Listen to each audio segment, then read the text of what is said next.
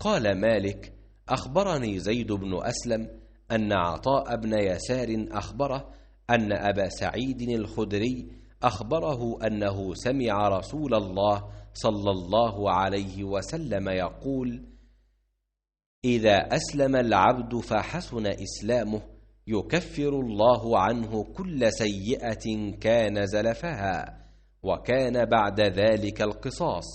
الحسنة ب10 أمثالها إلى 700 ضعف، والسيئة بمثلها إلا أن يتجاوز الله عنها۔ हुजूर अकरम सल्लल्लाहु अलैहि वआलिहि वसल्लम ने इरशाद फरमाया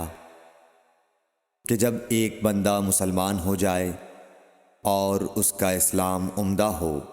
यकीन व खुलूस के साथ हो, तो अल्लाह उसके गुनाह को जो उसने इस इस्लाम लाने से पहले किया मुआफ़ फरमा देता है, और अब इसके बाद के लिए बदला शुरू हो जाता है, यानी एक नेकी के एवज़ 10 गुनाह से लेकर 700 गुनाह तक सवाब, और एक बुराई का इसी बुराई के मुताबिक बदला दिया जाता है,